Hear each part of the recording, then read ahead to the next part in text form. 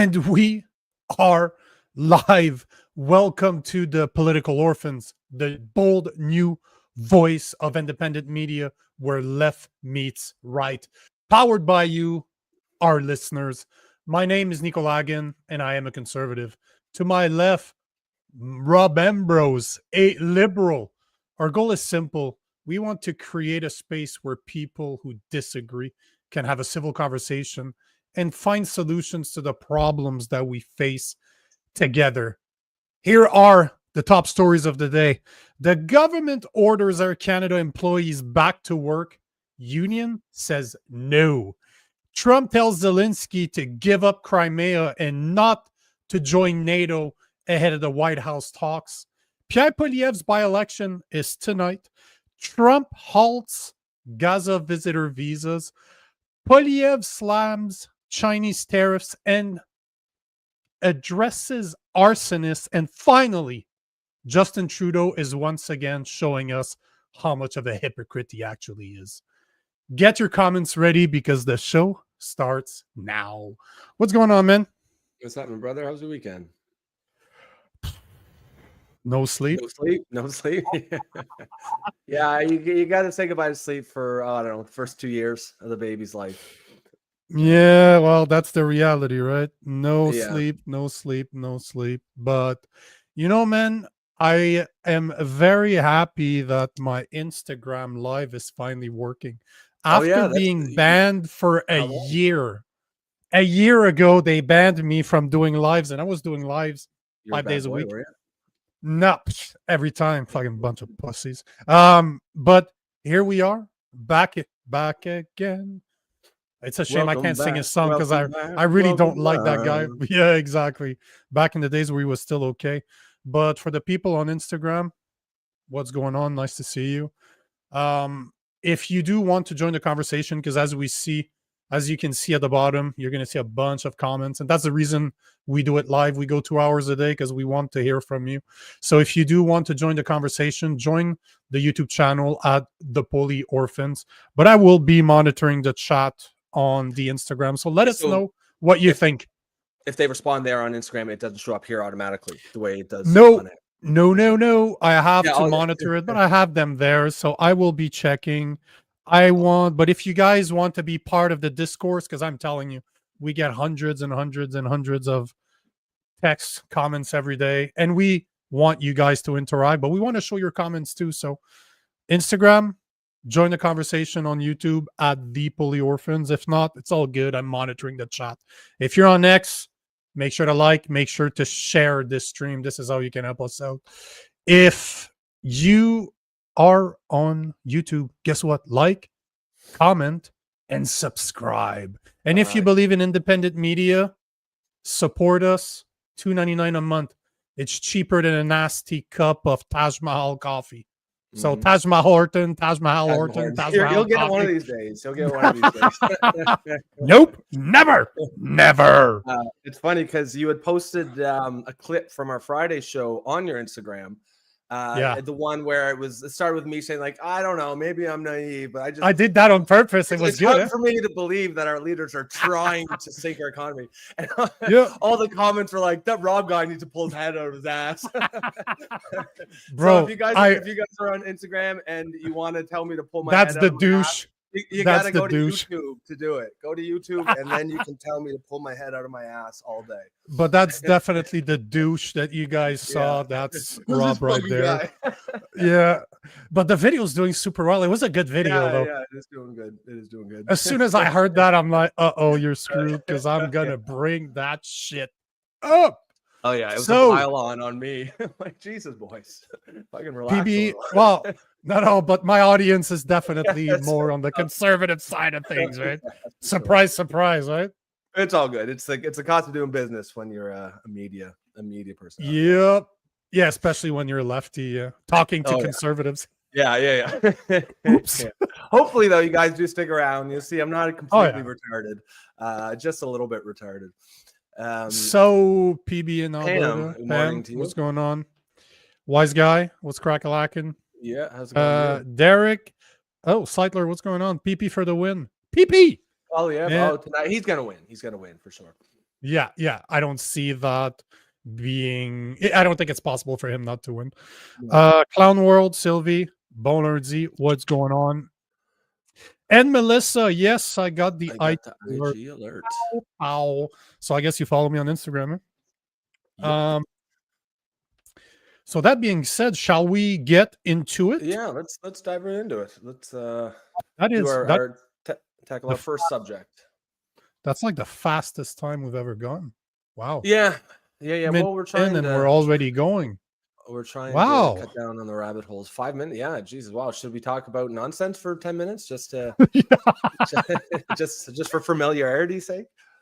We only have 2 hours actually. So yeah.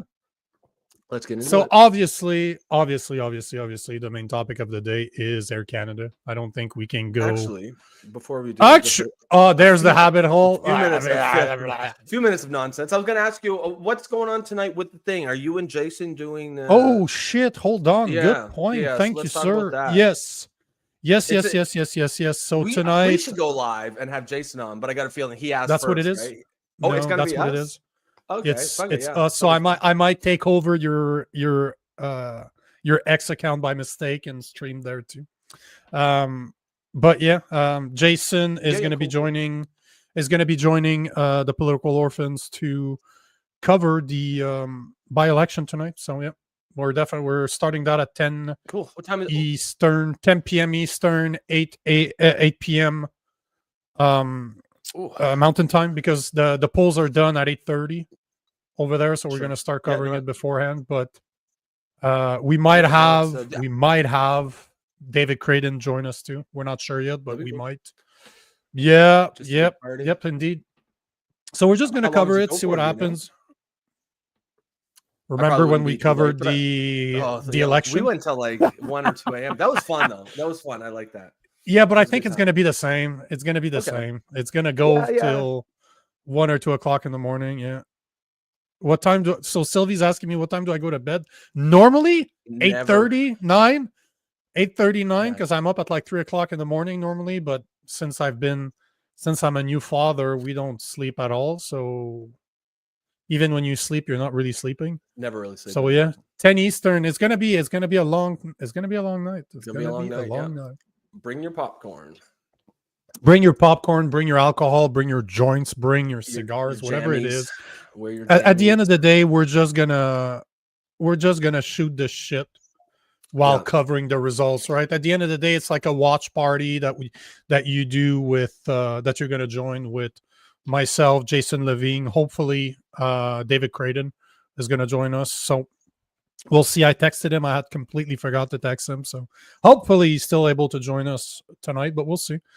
So if we start by the main topic of the day, we're going to cover Air Canada, obviously. The government of Canada ordered Air Canada employees back to work. Union says, no, not happening, which is interesting. It is. I like it. I have some... I want to bring up some stuff after. Like, I have a couple of videos for you guys. I want to show you what the news is saying about this. Obviously, the passengers are pissed off. I want to show you what Mark Carney had to say about this. And then I want to show the correlation with another event that, to me, is starting to show maybe people are changing. Maybe people are not realizing what they're saying. But this whole thing is very, very interesting to me. So let's watch. Yeah. You have a rabbit hole before we get into it? No. I was just going to ask, like, how can they even do this? What is the point of a government? Like, nobody respects the government at all, eh? The Canadian government. They're like, get back to work. And the flight attendant's like, no, we're not. We're not going to do that. We're just going to go. We're just going to keep striking. We'll see. All right. We'll see, man. We'll see. So let's, here is a video from CTV News. Malcare. I don't know if you remember this guy, but NDP, former NDP leader, was that him? Yeah, I believe so. I believe that was him. So if you look at his answer, as much as I don't like the first portion of the video, he's pretty bang on. So let's listen to Malcare. All right, let's start with Air Canada. The union has refused to return to work as per the government's order. What do you make of this decision? I think it's one of the very first big missteps by the Carney government. They blew this. It's not the first one. You have labor relations. That means that there are two sides, as in any relationship. But Minister Haidu and the Carney government have weighed in so heavily on the side of Air Canada in this one that it's galling. The union raises the issue of the appearance of conflict of interest with the person who's now in charge of the Canada Industrial Relations Board, Maryse Tremblay, that you just referenced in that lead-up. Well, how is it even possible that we're debating that? She spent her career inside Air Canada representing them as a lawyer or as outside counsel. And now she's in charge of the Labour Relations Board. By the way, I'm not taking anything away from her in terms of her skills as a lawyer. But when you've got such an obvious appearance of conflict of interest, you deal with it immediately. Here, you're trying to use that institution to force back to the table, go to binding arbitration, and they seem to have forgotten in the Liberal Party, they once knew, that labor rights are guaranteed under the Canadian Constitution. Mr. Carney spent the campaign, whenever he was asked about Bill 21, would you challenge Quebec's laws that are discriminatory to the Supreme Court? He had a very good answer, which is the Liberals are the party of the Charter of Rights. Well, guess what? The Liberals are the party of the Charter of Rights. Let me hold on there, buddy. Emergency Act, anybody? Emergency Act? Yeah, citation needed for sure. Yeah. The Charter of Rights protects labor relations. It protects the right to become a member of a union. It protects the right to negotiate and bargain collectively. And you can't take that away lightly, as the Carney government has just done. Now, it's the dead of summer. I'm not sure that Minister Haidu has a lot of experience in these things, but they've created an unbelievable mess. And by the way, sometimes easy to finger wag and point at the unions. I know Mark Hancock, one of the union leaders from QP who was there. This guy is experienced. He's not a hothead. He had that gesture of tearing up the order, but I think he was trying to get a message across because Mark Hancock. So I'll have another video afterwards, and you see what he's referring right now, saying that that guy's not a hothead. Yet you'll see the video. He's a hothead. So obviously you have to say, we have to remember this is a very, very leftist opinion here. But it's interesting how even the left is criticizing Carney's government right now to say, "Yo, what are you doing here?" Yeah. I mean, it's I don't know. On the one hand, I feel like there is, I'm kind of supportive of telling these people to get back to work just because it's such an important business. It's such an important piece of infrastructure for Canada, right? Like how many thousands of people are stuck outside Canada need Air Canada to operate in order to get home. So, I mean, on the one hand, I understand that. On the other, I'm somewhat sympathetic to, as Pam says here, why should flight attendants work for free? Do the ticket agents work the first 45 minutes for free? And I don't know enough. Like if they're actually working for free, then yeah, that's obviously bullshit. So basically what they're saying right now, and that's one of their main issues, is the fact that they only start getting paid when the door closes. So, when you show up to your flight, there's always a couple of attendants there. Just boarding people. They're responsible for. So supposedly that's one of their claims, is that they are not demand. And they stop getting paid. So basically they start getting paid when the airplane door closes, and when it opens, that's when they stop getting paid. So that part, I don't think anybody in their right mind can disagree with that part, right? That they need to get paid. Like if you're spending 45 minutes or so, you got to get paid for sure. But before we go further, I have another video. I just wanted to show you kind of a massive leftist even calling out Carney, saying that it was his first big mistake. He's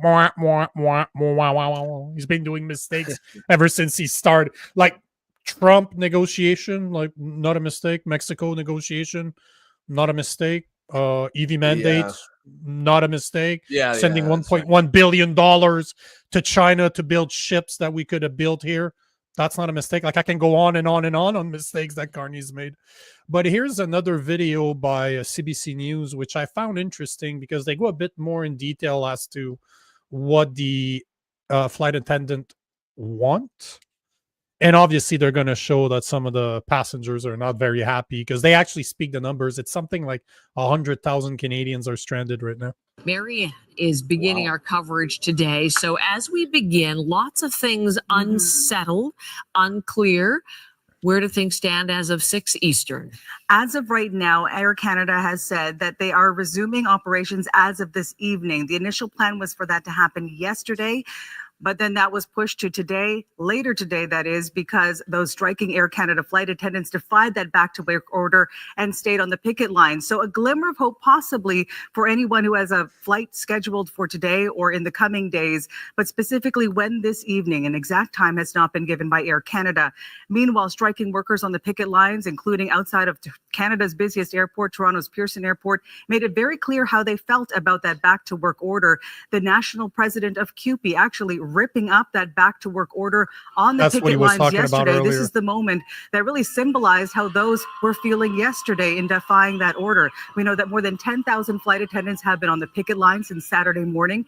Just hours into that strike, the federal government then stepped in, invoking Section 107 of the Labor Code, essentially allowing them to ask the Canada Industrial Relations Board to get both sides into binding arbitration and to legislate those workers back to work. That was supposed to happen at 2 p.m. Eastern time yesterday, but as I mentioned, those workers defied that back-to-work order, remained on the picket lines, CUPE saying yesterday afternoon that back-to-work order was unconstitutional. As a result, 240 flights that were scheduled to take off yesterday were canceled. That's in addition to the 700 or so flights that were already canceled on Saturday, stranding about 100,000 passengers. Here's some of the frustrating stories of those passengers who are just basically waiting in limbo right now.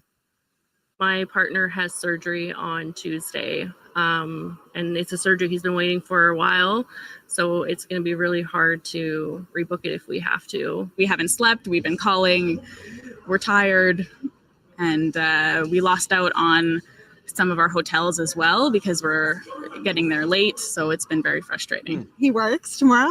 He's supposed to work tomorrow. I'm starting a new job, and I'd love to be home and take care of our house and our animals that are also at home. So big question mark as to when the flight attendants will be off the picket lines, back on the job. But we know that if you have a flight scheduled with Air Canada or Air Canada Rouge, it is likely impacted. If it is canceled, you will be told that your flight is not going ahead as planned. But they're saying right now, if your flight is canceled, don't go to the airport unless you have another flight scheduled with another airline. At this point, Heather, as we've been warning people, if you have a flight booked right now that could be impacted by this job action, Air Canada right now offering options for you to reschedule, but also credits and refunds. So with the union and the flight attendants defying the back to work order, what is the legality of that and what are the potential consequences? That is really the big question. Can they legally do this? We know that this has been done before by other unions, and that was a question I asked an associate professor and labor geographer from York University yesterday. He says it is messy and it can get chaotic, but this is how he explained what we could see happen. 1980s, Grace Hartman, president of CUPE, was jailed for 45 days when health workers refused to go back to work in Ontario. So there are precedents for this. And this is a case where what happens when governments who are seen to take an unfair path to get collective bargaining, to influence collective bargaining in the sector, when workers just say enough is enough and they don't show up to work. So this means that there's even more uncertainty in the sector. The workers have said they are not going back to their work unless there is a deal, a fair deal made. Of course, one of the main sticking points here is pay, including unpaid work by CUPE members. So that's what we've been hearing a lot on the picket lines. We also know there's been a lot of support from other unions. The Canadian Labour Congress says they had an emergency meeting last night to show solidarity for the striking Air Canada workers. Meanwhile, it is unclear what will happen if these striking workers defy the back to work order again today. Air Canada has. So here you have it. So if you understood what he said, he actually, so the last guy, Turf, mentioned that it wasn't that it was unfair. The union CUPE said that the order from the government to have them go back to work is unconstitutional. Doesn't that sound familiar to you? Like maybe 3 years ago, remember what happened in Ottawa where the government used their powers to freeze people's bank accounts, to arrest people. They use unconstitutionally the emergency act in order to take people out of their protest in Ottawa. Doesn't that sound very familiar? And people are not making the connections at all, because all the people that are supporting them don't remember the Freedom Convoy, because most of them are actually leftists right now. Even the liberal individual, like you saw Tom Mulcair earlier, supporting what they were doing. Yet nobody's drawing the same conclusion as I was. I'm listening to them and I'm like, man, I don't care. I don't think they should be paid more. To me, they're just waitresses of the air. I've told you this before. That's my opinion. But I will always stand by people protesting. If that's what they want to do, does it suck? 100%. Of course it sucks. I checked it out. They handle somewhere between 45 to 55% of flights in Canada goes through Air Canada. So they have a monopoly. They almost have a monopoly on the flights in Canada. But however I feel about them, they still have the right to protest. It is unconstitutional and is not right. The government should not be able to force private sector workers back to work because it's causing problems for people. Yeah, now that's what protests are, right? Now who's the liberal? What does that? On the contrary, it's the liberals that don't. But no, it's the liberals that don't believe in free speech. I believe in free speech first and foremost. Well, okay, I can disagree with them. You're making this free speech, but it is. But it is a free speech thing. Now the question becomes: are those people going to get their bank account frozen if they don't go back to work? Are they going to start arresting people? Oh, definitely. Are they going to put? But that's my point. Like, there's a massive hypocrisy going on right now. But the point is that it's the same thing. People are protesting. The government is trying to force them to do something that they don't want to do. So once again, the Liberal government, it doesn't matter that it's under Trudeau or it's under Mark Carney, they are crushing dissent. So I'm curious what's going to happen over the next few days, and if they stick to their guns the same way the Freedom Convoy did. Well, it's interesting. First of all, it's interesting because the unions are generally heavily supportive of the Liberal Party, right? And they would have been on the stump for Mark Carney in the election. Yep. So it's interesting to I'd be curious to see how they feel now, if they regret that, or if they still stand by that. But yeah, no, it is interesting that it doesn't seem like anyone really respects the Canadian government. They don't really, like, even though I agree that it was wrong, that they should not have Carney definitely, it's overreach that he made that order. But still, like, the union's like, no, not interested, not gonna do what you say. We don't really care what you have to say about it, Mark. And it's funny because, like, in this case, they're right. I believe that they have a leg to stand on, but now you're kind of opening the door for just everybody to essentially ignore the Canadian government. And what the union leader says is unconstitutional. Okay, it very well might be, and that's his opinion. And I mean, I don't know enough about the law of labor law to know one way or the other. But now, I mean, it just seems like anyone is going to be able to say anything the Canadian government says to anybody. They'll just be like, no, it's unconstitutional. We're not going to do it. And so it'll be interesting to see how Mark Carney reacts to this, because he's kind of a control freak, right? Like, I think he's used to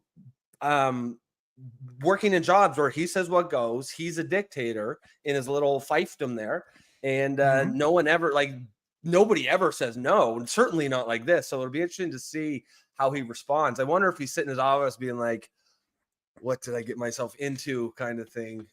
But yeah, no, it's an interesting story to follow for sure. It's one thing after the other, and when it comes to Carney, he has not done one thing right ever since he told us that we need to be more self-reliant by inviting the king to give a speech for him. Then he can't negotiate with Trump. He can't negotiate with Mexico. He can't negotiate with China. They have a 75.8% tariff on our canola oil. We're shipping our $1.1 billion for ships. We're just getting off to China. Like, left, right, and center, elbows up has become elbows up and ass up too, right? Do you remember Rodney Dangerfield, the old comedian? Like, no respect at all. Oh yeah. That's Mark Carney right now. Yeah, just but disrespect all across the aisle. But there's a video from him this morning. Actually, I'm surprised that he actually took that question. But here is Mark Carney speaking about what's going on with Air Canada. Is there anything to say to Air Canada union workers? I'll say the following. We recognize very much the critical role that flight attendants play in keeping Canadians and their families safe as they travel, comfortable as they travel. And it's important that they're compensated equitably at all times, fairly at all times. That's the reason why there have been negotiations over the course of the last 8 months. It is disappointing that those negotiations did not come to an agreement, and it was the judgment of both the union and the company that they were at an impasse. That's not my judgment, it's their judgment. And so we are in a situation where literally hundreds of thousands of Canadians and visitors to our country are being disrupted by this action. I urge both parties to resolve this as quickly as possible. And the minister will have more to say. Minister Hajdu will have more to say later. Did the government make a mistake imposing? So there you go, a whole lot of nothing from Mark Carney. But that's how hypocritical he is, right? On one side, he's like, oh, yeah, we do respect flight attendant. On the other side, you know that he's having his minister as a minion trying to crush them. And this, I wonder if it's true, because Moose on the Loose is very researched. Like, I watch his stuff all the time, and Anastasia is saying that Moose said that Mark Carney has stocks in Jazz Canada. It's a Brookfield stock. Not sure if it's directly.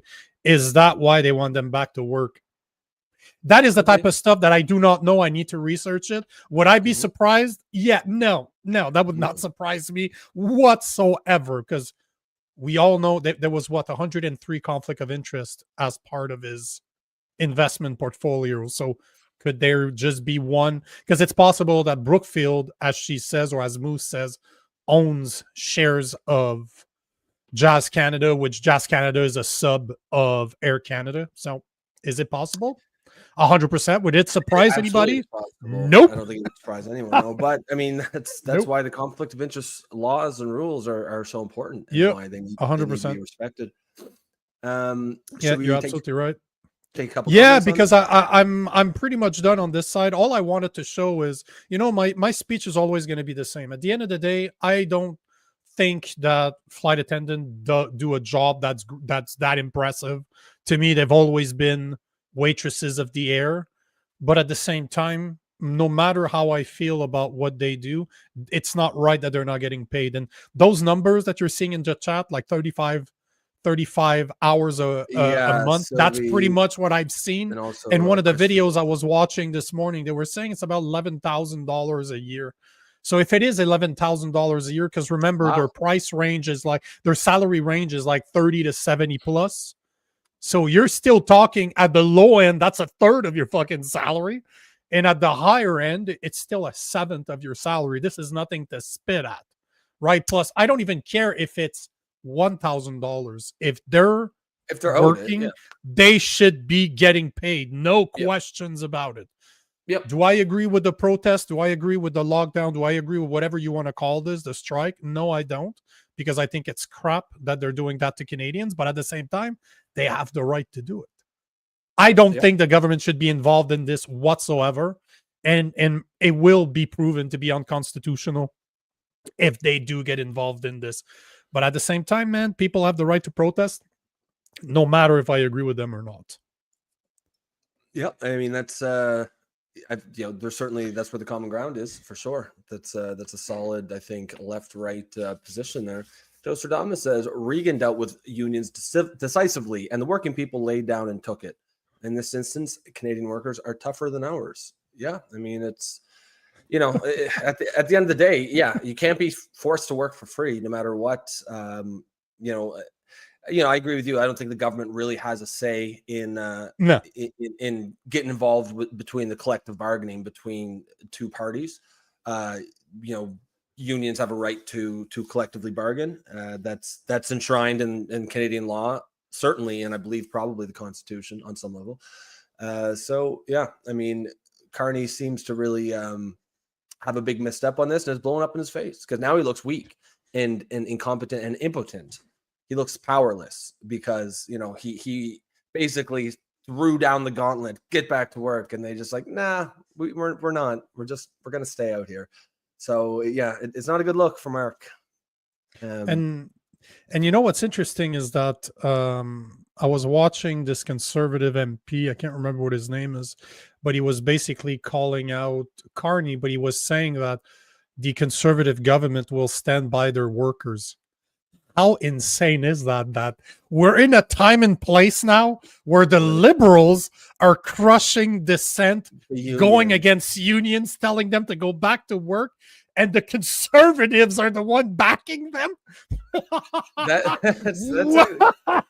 I mean, that's some funny shit right there, bro. You know, it's funny, and it reminds me of something it's a different story, but it's in that theme of this weird mixed roles that's going on now. Where there's a story out of Europe where because they canceled the Barbie screening because the local Muslim population didn't want to see it because there was gay people in it or whatever, and the local conservative groups were crucifying the French authorities or French government for bowing to Islamic pressures. So it's the same kind of thing. It's like the conservatives are standing up for the rights of homosexuals against the LGBT community, against the liberal policies that are harming it. So we're in this weird topsy-turvy moment here.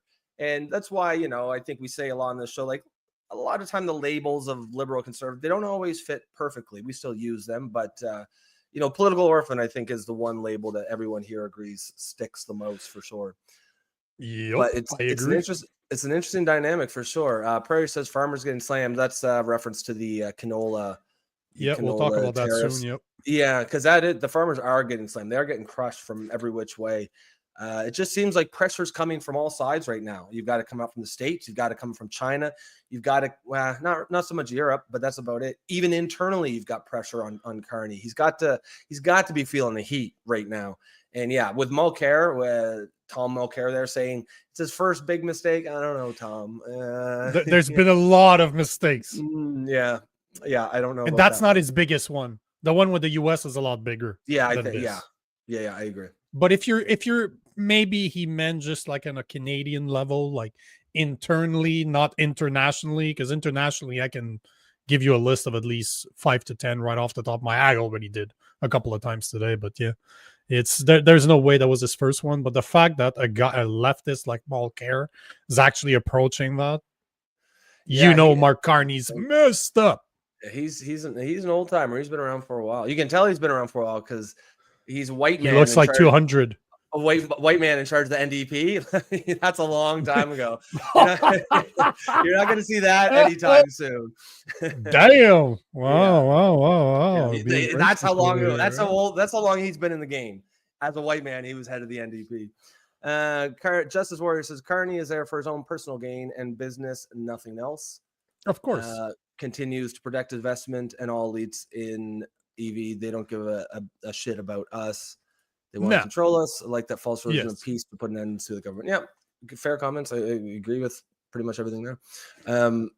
It certainly seems like he's there for personal gain. Like, even if you want to give him some of the benefit of the doubt, when you see that list of investments that he has, and then you see all these major decisions and how they all kind of coincidentally line up with some aspect of his investment portfolio, it makes you wonder.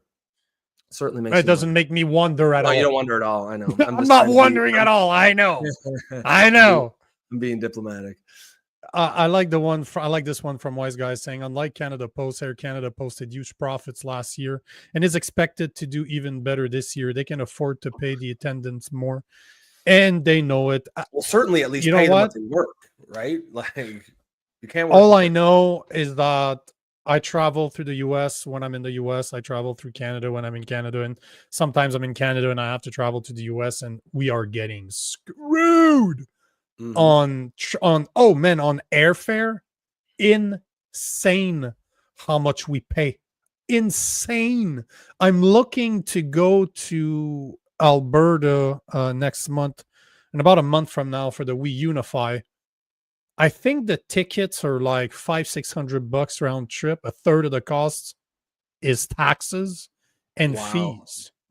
Really? Yeah. Oh yeah. It's Absolutely insane how much we get paid, how much we have to pay for traveling in Canada. Yeah, no, it's absolutely wild. insane. Well, if they're making these big profits, then they clearly, you have no excuse for not paying your flight attendants for when they're actually working. And, I don't know what their hourly rate is. Actually, I think we did some quick figuring last week, didn't we? What, figure about $28 an hour? Thanks for saying that it was quick, because you didn't do the fucking work, right? That's why you're calling it quick. That's right. Yeah. No, I have the number somewhere. I just have to find which episode we're talking about. But yeah, it's along the lines of, the range from memory is somewhere 30 to 40 to $70,000 a year. So $40 an hour, like $20 an hour, 40 hours a week is $40,000. So that gives you a bit of an idea. So they're probably somewhere, I think you're right, somewhere between 25 and $30 an hour. To me, that sounds pretty good. But if they think they can earn more, okay, that's the whole point of collective bargaining. But undoubtedly, they should be being paid when they're working. I don't think anyone can argue with that. I know I can't. No reasonable person can. Bumpy. No. Slightly off topic, but he says, "Did you guys see the video of the kid getting smacked in Timmy's for throwing something at an old woman?" I actually did see that. That was funny. Did you see it? Yeah, good for whoever that was for smacking that kid. Here we go. Justice Warrior, you have a problem when intelligent people are being silenced, so that stupid people won't be offended. I mean, welcome to the 2025, brother. That is, society's been restructured to cater to the lowest common denominator. The bottom quintile of society dictates how the rest of us live, and it's ridiculous. Shouldn't be that way, but it is. Robin says, I don't know, our conservative MP who is part of the electrical union does not think whipping them back to work is breaking the camel back. So you're saying that I would expect a conservative MP to support, whipping them back to work. That's kind of what Nico was saying. It's interesting to see the Conservative Party was sort of, we support the workers, because normally it would be like you would expect that from a conservative government. Yeah. But not a liberal government to force them back to work. But we're in crazy times. I wanted to see that before I switch. Before we switch the subject, I did not see it, but I'm looking at it right now. This is what he's referring story from Blacklock's on climate grief counseling. Climate grief counseling. Climate change is causing ecological grief in First Nations, says federal report. The Department of Indigenous Service said more funds are required for climate counseling under a wellness program already budgeted at nearly $1.6 billion. Wildfires can create ecological grief. So let's not talk about the fact that Indigenous people. But Justin Trudeau, it's not like Justin Trudeau in 2021 promised to invest $500 million to train 1,000 more minimum firefighters and buy water bombers, and yet did nothing. That money's probably in Ukraine now. He trained 300 of them, and he was supposed to do it within 1 year. And now we have First Nations that are trying to tell us that they have problems grieving with climate change. So basically, you believe in the hoax, and we need to give you more money to sustain your lifestyle. I don't know if it's that they believe in the climate narrative so much as they believe in more funds. Yeah. I was going to post this video, so I'm good at getting the piss out of people, as in getting them riled up. Like I do that to you all the time. I know what I can say to kind of trigger you, and as I'm recording more and more with David Krayden, I'm starting to realize what triggers him. And we were talking, I just need to show this video because goddamn, he went on, and this is exactly what you're talking about. I triggered something in him last week. We were talking about, the BC land grab. And we just went on about this, and obviously it's longer than what I'm going to show you right now, but I'm going to post this video this afternoon. I was editing it this morning. Look at what he says about the way we treat native. Because thank you, Bumpy. This is the perfect segue for this. But just listen to this. Tell me what you think, but tell me he's not the riled reserve up. system. It's inherently racist, and it's nothing more than apartheid.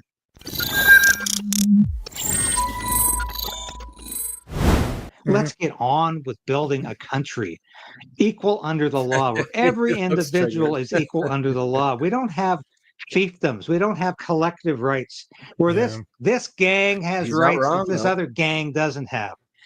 Ayn Rand used to talk about this in her philosophical works, about the difference between collective rights, which is which gang has the bigger punch, and individual rights, where every individual, every person has the same rights under the rule of law.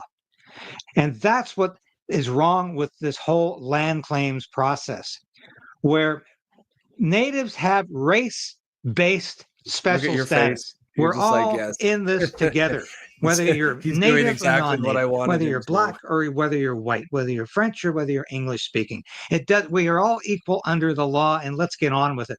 Scrap the reserve system. It benefits nobody but the chiefs, who are skimming the profits, who are taking the profits, who are taking the money, leaving their people in poverty, drug addicted, leaving their people without clean water. But they can always point their finger at the federal government. Oh, it's their fault. They're not giving us enough billions of dollars a year.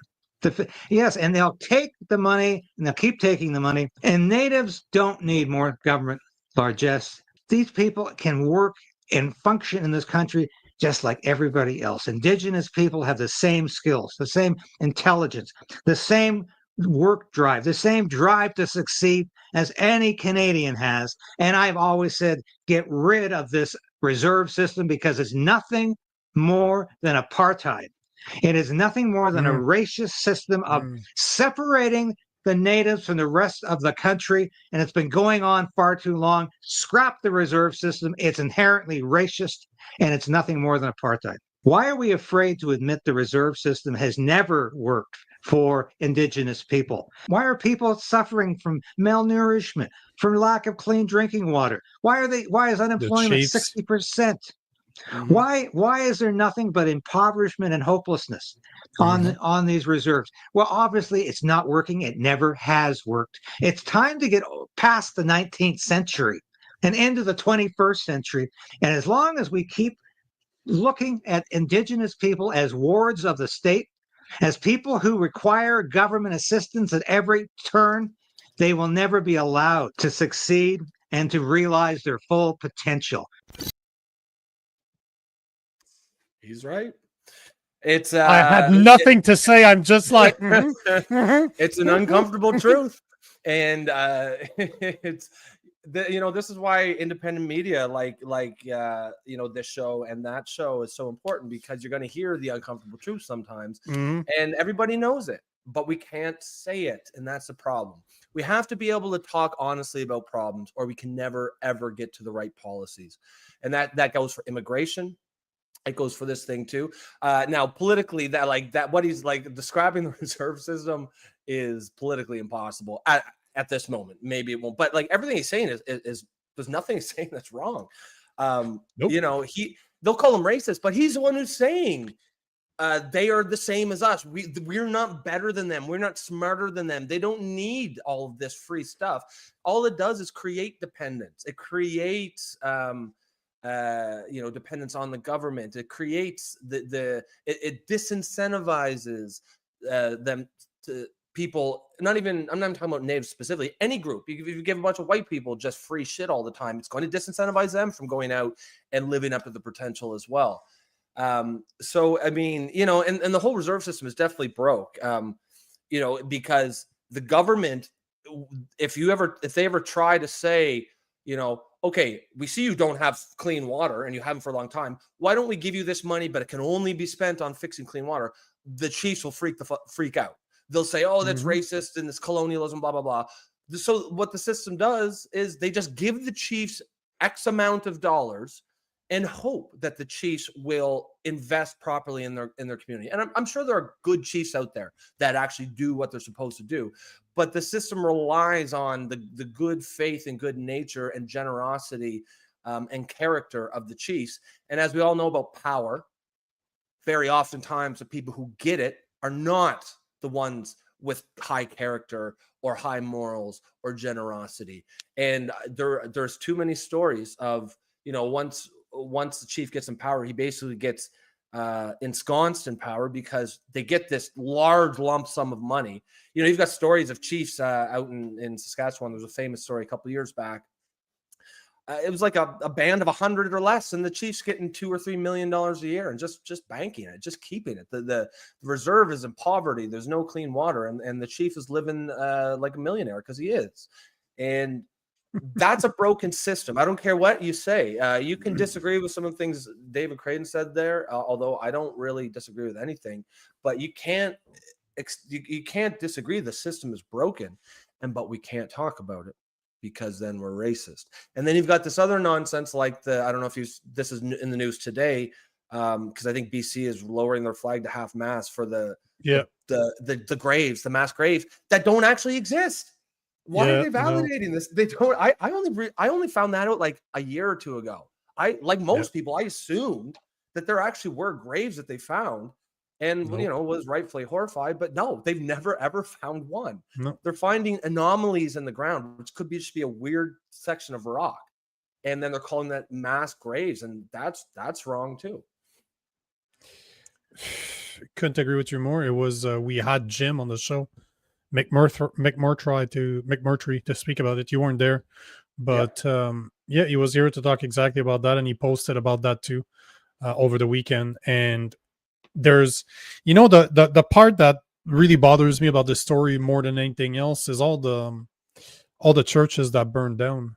No apologies, no nothing. And that it's people that believe that there's mass graves all over the place that started burning churches all over Canada. So zero accountability for saying this. None. They never None came back. Trudeau's able to just walk away, wash his hands, and just nobody will remember what he did. But it's all lies. Like, there's no proof. Zero proof.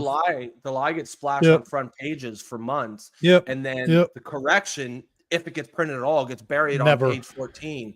But a lot of times they won't even print the correction because some activists convince them that it's actually racist to do so. The truth can never be racist. That's a nonsensical idea. It's just we can't talk. This is just the third rail here in Canada, politics wise. Nobody can talk about this issue honestly, and it's up to people like us to do so. Bumpy says, Rob, have you heard of the Robinson-Huron Treaty annuity settlement? $10 billion for past annuities, still have to address future annuities. Then there's the Robinson Superior case still ongoing. No, I don't. I didn't hear about that. But I mean, 10 billion seems like enough. Like, is that not enough? And that's just in addition to whatever else they continue. It's never enough. It's never enough. More funding. When you are corrupt and crooked, there's never enough money. Yeah. That being said, let's go to our next topic of the day, which is Trump telling Zelensky to give up Crimea and not to join NATO ahead of the White House talks. And I want to see if I can find, there was a post by Mark Carney that I wanted to show afterwards. And again, he sounds pretty much like what's going on with Air Canada, sounds pretty much the same with what he did with the prefab homes by giving a bunch of money to our soft lumber in Canada. So here is a video playing a video at the beginning that I absolutely love that I was going to show. But here's Trump, what he had to say to Zelensky. You're not in a good position.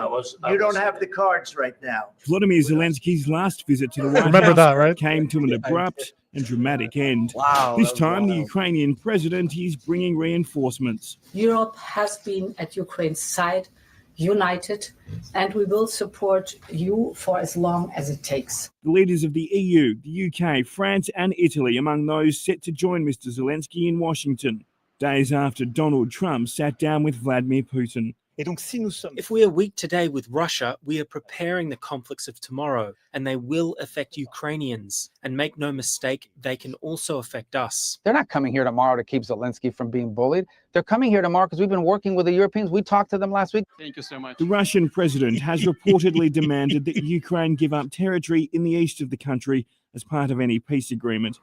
In exchange, the Trump administration is suggesting Kyiv could be given a security guarantee, similar to NATO's Article 5, which states an attack on one member is considered an attack on all. It means that the United States is potentially prepared to be able to give Article 5 security guarantees, but not from NATO, directly from the United States and other European countries. That is big. Mr. Zelensky has described the potential security guarantee as historic, but is pushing back against ceding land to Russia. The constitution of Ukraine makes it impossible to give up territory or trade land. Hold on. I don't know if that matters, what constitution, bro? What constitution? You've been under an emergency since you've been under martial law since 2022. There hasn't been an election since 2019 in Ukraine. And we all fucking know that if there was an election today, that motherfucker wouldn't be in power anymore. So come on, man. Come on. And also, come on, bro. You're it's just not how war works. You know, like in World War II, when Germany just rolled over France in a couple days, could they be like, "Oh no, it's in our constitution. We can't be conquered." Like, that's not how war works, man. It doesn't matter what your constitution says.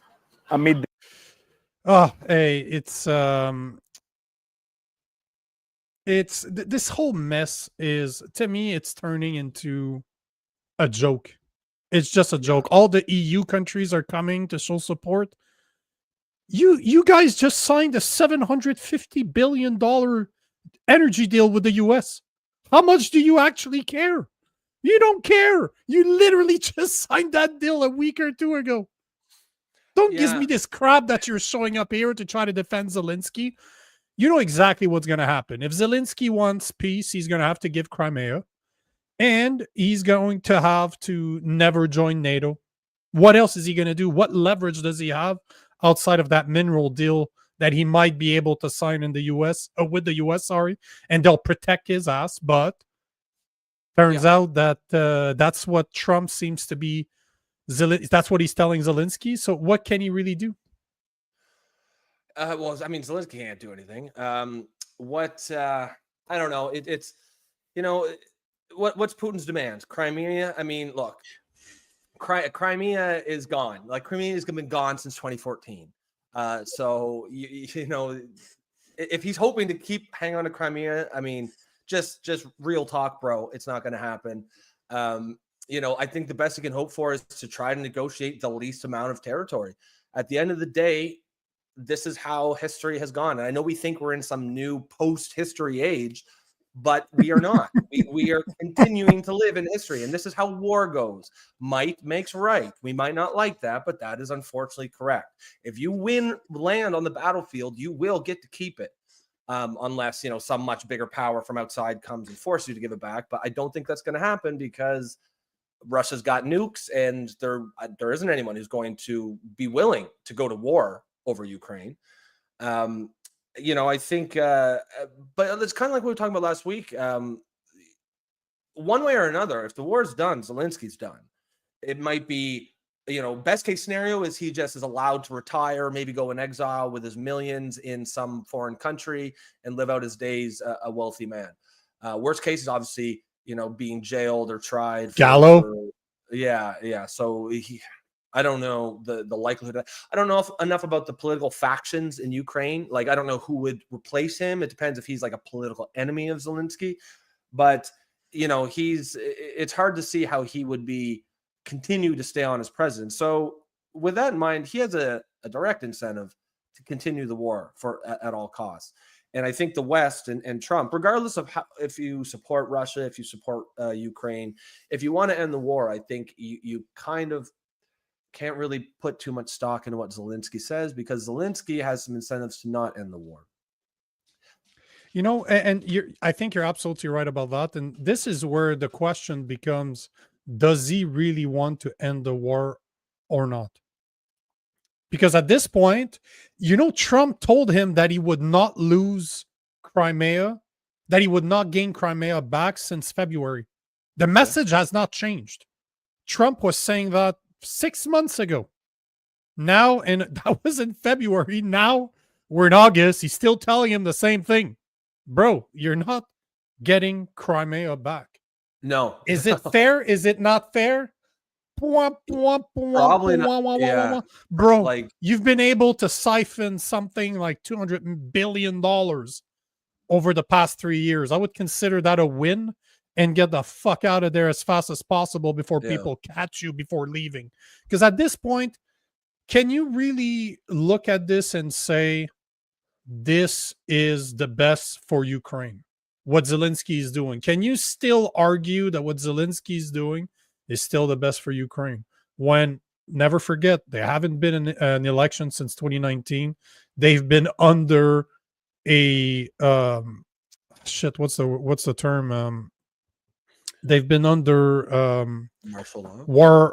Martial law since 2022. So there haven't been a they are not a constitutional country right now. So what does the Constitution say about elections? I wonder. Like how many? I wonder too. Huh? Because if it says they have to have elections like every 4 years or whatever, like most constitutions do, then obviously they've suspended the Constitution. So it's a little bit rich to say, well, our Constitution won't allow it. See, that's there's a few of the comments that I think are really we're taking, like Derek Seitler saying nobody's interested in seeing the Griff River shut off in Ukraine. That to me, and you know, that's the comment I wanted to that's the post I wanted to see, because of course Prime Minister Carney posted about this yesterday, right? Because at the head of what's happening right now, he talked about, I'm just gonna find Mark Carney's post about this, because he did post about it yesterday. I just want to make sure. There you go. This is what he was saying yesterday. So just want to show you. Yep. It's easy to find.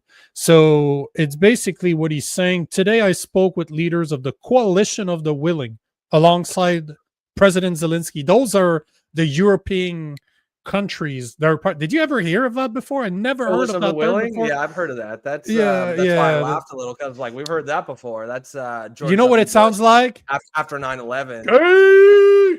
That's what it sounds like. Are you kidding me? The Coalition of the Willing.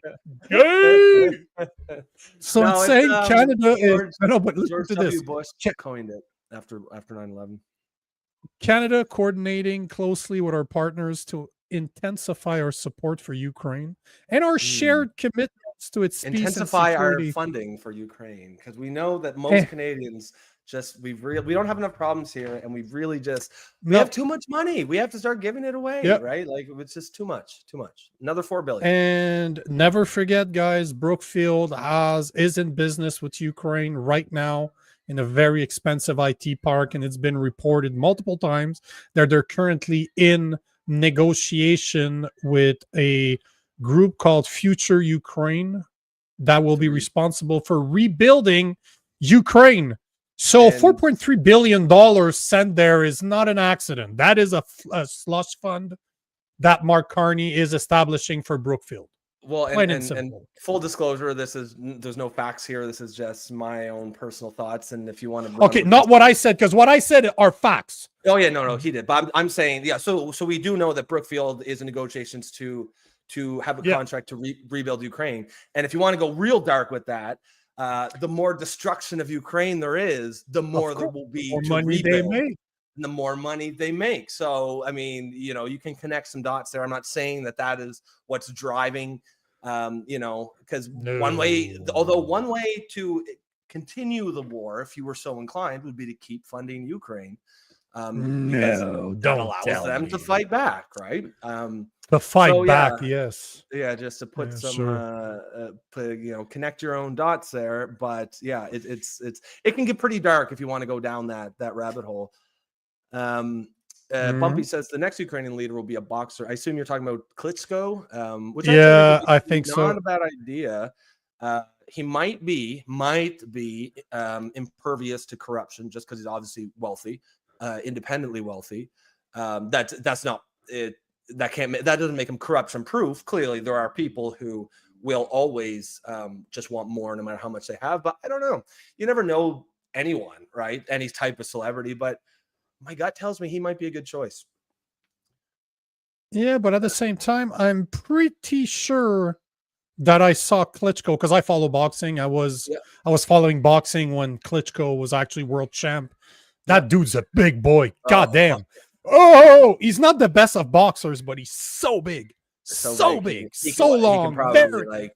He can make up some of the skill deficit just by pure size.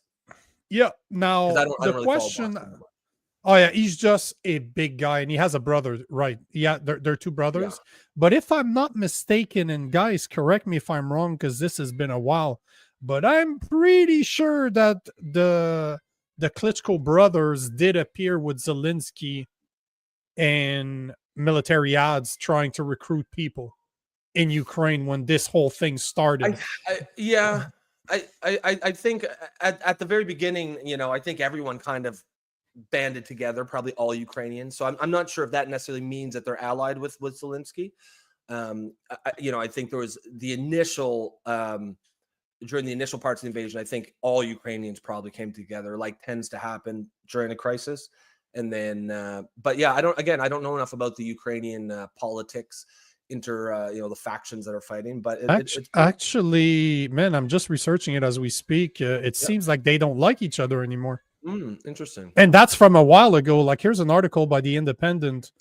Back December. He's the mayor of Kyiv? Yes, he's the mayor of Kyiv, and he's calling Zelensky an autocrat. Interesting. Zelensky's becoming increasingly autocratic and is pushing Ukraine to a point at which it will no longer be any different from Russia. A former heavyweight boxing champion turned mayor of Kyiv, Vitaly Klitschko. Yeah. Wow. Vitaly, yeah. So, it seems Mr. Klitschko has been at odds with Mr. Zelensky. So maybe they don't like each other. Date some famous actress or something. It's Vitaly, Joe. It's Vitaly Klitschko that is the mayor of Kyiv. I believe this is who they believe might. Yeah. Hold on. Blah, blah, blah, blah. But the strength of the Kyiv mayor's words highlight the struggles Mr. Zelensky has been in keeping the country's leadership on the same page as the war grinds on. So maybe I'm mistaken. Maybe they do not like each other anymore. But yeah, it's Vitaly to answer Joe's question. Yes, Vitaly. I think the brother, is he involved in politics too, or is he just a boxer as well? I don't remember. There's Vladimir Klitschko, I'm pretty sure was world champ. That was the guy I'm talking about. Yeah. I'm pretty sure Vitaly still boxed, but not to the point of his brother. Mm-hmm. This is a good comment here. Wise guy says, right now the narrative of Russia bad and Russia invaded is etc. is causing Trump and the U.S. headaches now. Now Trump wants to be friends with Russia and undoing the bullshit as possible. I mean, I see what you're saying, and I'll certainly half agree that the narrative of Russia bad is far too simplistic, and I think does not at all consider Russia's perspective in any of this. They are obviously a major power, just even by obviously their economy is not that big, but just by dint of their nuclear arsenal, they have to be considered a major global power. They're also in in living memory. Most adults there will have some memory of being in the Soviet Union when they were a global superpower on par with the US, or at least they thought they were. And so that kind of psychology is going to play into it. They're going to perceive things differently than, say, Mongolia, right? If Mongolia sees NATO coming closer, probably not going to give it two shits. But when Russia sees it, they're going that's going to alarm them, and you can't blame them for that. Like, when it came to countries like Poland or some of the other ones there, Belarus, yep. Belarus. When they joined NATO, I think Putin was like, didn't like it, but okay. But Ukraine is a different thing, right? Ukraine is not. There's a lot of Russians who believe that Ukraine is actually Russia. Now, whether they're right or not, I don't know. But the point is they believe that. And you can't. There's no scenario where Putin was going to allow Ukraine to join NATO. And I think we have to understand that that's not Putin being, Hitler or anything. No. But the part where he says, the narrative of Russia invaded. I mean, they did invade. We have to be honest about the facts. They invaded. Now we can argue whether it was a justified invasion or not. That's the thing. But they did invade. They are, in this case, at least militarily, they are the aggressor. That doesn't make them necessarily the bad guy. Sometimes being the aggressor is I'm sure he perceives it as a defensive aggression. And I think we just dismiss that at our own peril. I agree that the Russia perspective has certainly been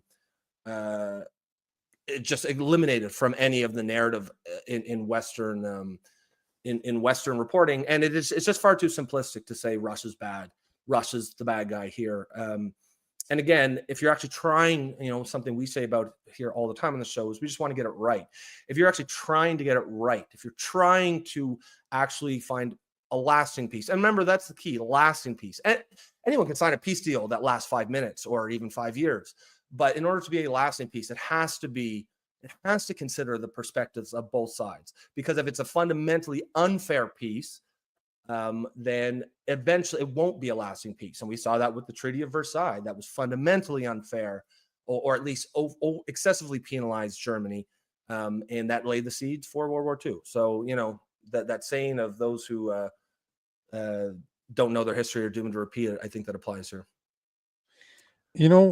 Sylvie's bang on this one. Russia, in my opinion, if you look at history, if you look at what NATO was supposed to stand for, if you look at the deal that they had signed with Gorbachev at the end of the 80s, beginning of the 90s, they were supposed to stay away from countries like Ukraine, Belarus, and yet they did not. Now, are they right or wrong? Arguable. But you can't tell me that they're 100% wrong and Ukraine is 100% right. No. You can't tell me that NATO has done nothing wrong either. So, but the narrative, I saw some videos this morning where the narrative has been is switching to what NATO is doing, trying to defend Ukraine is to defend Europe.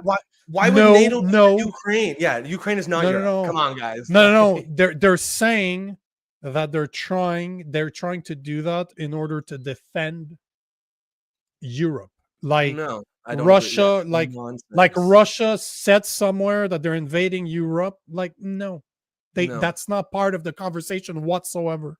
We've talked about this before, but NATO is just a hammer looking for nails because they don't have a job to do anymore. So they need to continue confirming or telling us why they need to exist. And they always are looking for problems. Why would they need to be have Ukraine in NATO? There's no need for it. It's the only reason is to be provocative. To Russia. That's the only reason. As Robin says here, NATO is always creating a reason to exist. I agree with that. I mean, again, if you want to go down some dark rabbit holes, and they're not even really that big of a stretch. Let's say you're NATO, post Cold War, you've kind of got involved in Afghanistan in 2010 and whatnot, but it's not, you still haven't really found that reason to exist. You hear grumblings from the people back home saying, what do we need NATO for? What do we need NATO for? What if you would do something like try to get Ukraine a deliberately provocative move designed to poke the Russian bear so that Russia invades Ukraine. And now you can say, hey, look, this is the reason. We have to exist because look at how aggressive Russia is. It's your typical woke bullshit. You poke somebody, you poke me, you call me names, you punch me in the knee. It doesn't really hurt, but I'm like, hey, stop. And I knock you out. Now I'm the problem. You've been poking me for years. Now that I decide to just kick you like the little brother that needs to be smacked in the back of the head, I'm the problem? Yeah, no, you don't get, and that's what NATO is to me. Yeah. He's like that annoying little brother that's trying to tell us all why he needs to exist by just, hey, hey, and I turn around and smack him, and I'm the bad guy. Sure, cool story. Well, yeah, and if you want to look at, like, from the other side, if you know your history, obviously during the Cuban Missile Crisis, there was the Monroe Doctrine, which said Russia or Soviet Union cannot have missiles in Cuba, or that is like an act of war against the United States. But it's okay for NATO to be sending their missiles to Ukraine and it's to attack Russia directly. It's the same principle, right? Because you could say, like, oh, who cares if Ukraine joins NATO? They're only next door. Well, who cared if Cuba got Soviet nuclear missiles? They're only next door. But that's the point. Is That's not how it works. Global powers, they have what's called a sphere of influence, and they need a buffer around them. That's just the nature of geopolitics and power. And to pretend like Russia is not going to act that way is not. It's wrong. It's incorrect. You can make the argument that Russia is no longer a global power based on their economy, but if you have the second largest nuclear arsenal in the world, you are a global power. It doesn't matter if your economy is the size of, I don't know, Edmonton. It don't matter how much money you have. If you have nukes, they are the great equalizer. That's why dictators all over the world are trying so desperately to get them. But it's just classic hypocrisy. It's okay for us, but not for you. And, I think that, to go to Wise Guy's comment, and again, we talked about this last week, like, I don't necessarily like Putin. I don't think he's a good guy, but you have to respect him. He is smart. He's highly intelligent. He has a certain and he's worldview. fearless. He has a certain worldview of Russia and his place in the world. And whether you agree with that or not is irrelevant, because he believes it. And he will act as if it's true, and therefore that makes it true. We have to act like it's true, it just, all of this is not, and the media helps out with the Russia bad narrative that Wise Guy said, which is just such a huge oversimplification. As Sylvie says, I like Putin. I mean, I don't like him, it's because I see Putin as kind of like, I don't know, like a pest in hockey, like a Brad Marchand type, where you hate him when he's on the other teams, but you'd like him if he was on your team. That's probably kind of how I look at him. If he was, if I was Russia, I would love him. I think there's a good president for us. But as someone in the West, I don't particularly like him, but I don't think he cares about being liked, but you have to respect him. You have to respect his intelligence. And you have to respect his will, and there's no two ways about it. And so many in the West just have this narrative, overly simplified narrative, that they're the bad guys just because they're cartoon villains. They're evil just for the sake of evil, because they like being evil, and that narrative doesn't help anybody. So, are you done with that rabbit hole? Can we go to the next one? Rant. I think this is a comment here. I agree 100%. Putin is a man Trump wants to be, untouchable and unaccountable. Well, yeah. I mean, he wants. That has nothing to do with Trump. That's just any single politician out there. Yeah, Mark Carney wants the same thing. Poilievre wants the same. Name me one politician that doesn't want that, and I will show you a liar. They all want that. They all want to be not responsible for their actions. They all do. Oh yeah, no, I 100% agree with that. I was just saying, about Wise Guy, you have it totally wrong. Russia economy is doing great. It's the size of Canada's. I think it's like 4 trillion GDP or something. It's not bad, I guess, but far from global superpower status. On that note, let's change the subject, because the whole point was just to say that Ukraine needs to. It's in Ukraine's court right now. The ball's in their court, and let's see what happens. But I don't see him taking the deal. But now it's going to become harder and harder for people to say that Zelensky wants to end the war, because clearly he doesn't. Clearly, because he knows what that means for him. Now, here's a move by Trump that I completely agree with. I'm very happy that somebody's doing it. Unfortunately, this will never happen in Canada. But the State Department is stopping the issuance of visitor visa for individuals from Gaza, which very interesting. Very, very, very interesting. And of course, ABC News is trying to spin this in the woke He's right. type. He's racist. Well, hold on. The Is U.S. that the State thing? Department has announced that it is suspending the issuance of all visitor visa for people from the war-torn Gaza Strip, including children in need of urgent medical care. Of course, it's all about the children. All about the kids. All visitor visa for individuals from Gaza are being stopped while we conduct a full and thorough review of the process and procedures used to issue a small number of temporary medical humanitarian visas in recent days, the State Department wrote on a post on X. Doesn't that sound fair? For a department to say, we want to stop this in order to review our process to make sure that we're doing it the right way. Man, how much I would love for Canada Immigration Services to say the same thing. Hey guys, we're going to stop immigration for a while. We're going to review the type of people that we've let in, the people that we let in right now. Are they contributing? Why are they here? We're not even talking about immigrants. They're talking about visitors. Can you imagine? Can you imagine? That's just visitors. We're not talking about immigrants here. We're just talking about people trying to get into the U.S. And awesome. I like it. I just saw that and I'm like, I agree. Yeah, I mean that story, it makes me want, like, Egypt has really good doctors. UAE has world-class doctors. Exactly. Exactly. Qatar has world-class doctors. I don't understand why they can't go. Why they need to come here. The closer country that's also culturally aligned with them. Either there's only two reasons. Either they're choosing not to and they need to go to the West, which is very suspect, or those countries are saying no and not allowing them. And either for one, good reasons. Yeah, then if that's the case, we should be listening. We like it's there's just So no racist. reason for it. That's it. There's no reason for it. If they can go to the local doctors all around in the Arab country, and it's the same thing. You can extrapolate that argument to immigration. I think something like I read the other day, and don't quote me on it, but it's something like 70 or 80% of asylum seekers worldwide are from Muslim countries. Why are they all coming to the West? All of them. None of them are going to other Arab countries. Why is that? It's reasonable. It's a reasonable question to ask. And I'm not even, it's not a loaded question. It's an actual question. Why? Why is that? And we need to get to the bottom of it before we just throw our doors open.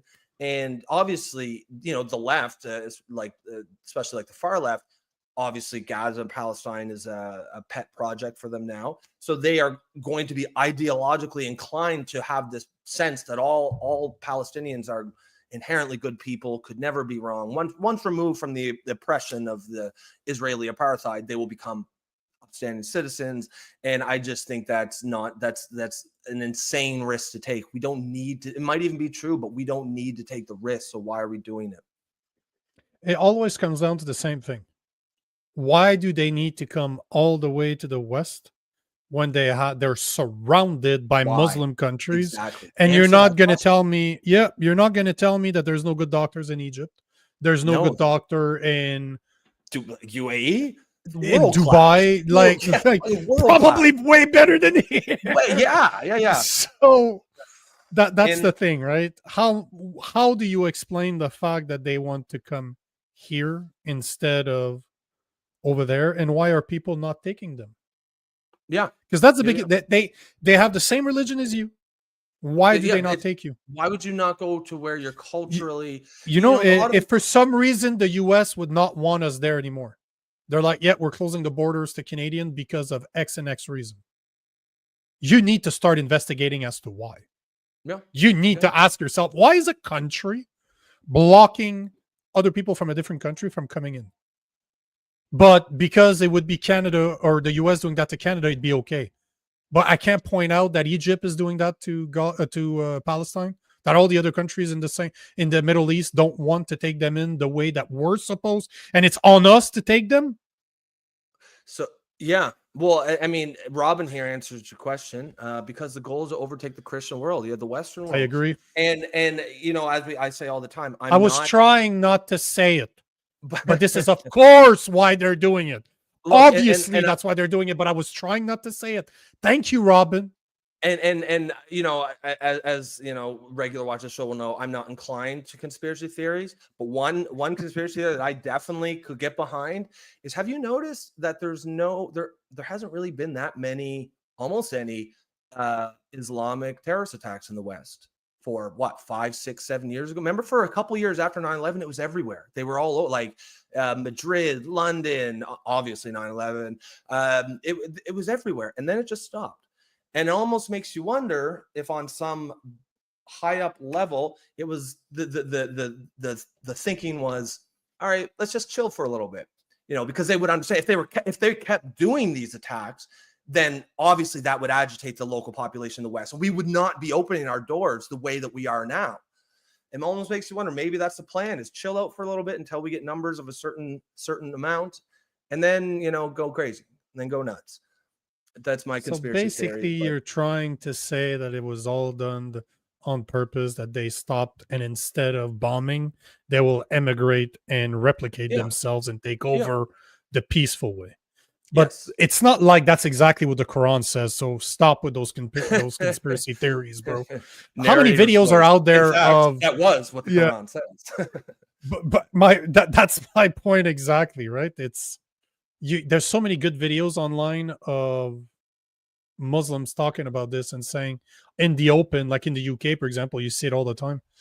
He's just, that's exactly what we're going to do. We're going to take over. Like, I was watching a video this morning of an asylum seeker from a Muslim country that's in the UK right now, and she's pissed at the government because they only gave her a small, tiny apartment for her and her family to live in until she gets a full house, all at the expense of the UK government. I'm like, wow, okay, so you're not happy. Well, bye-bye.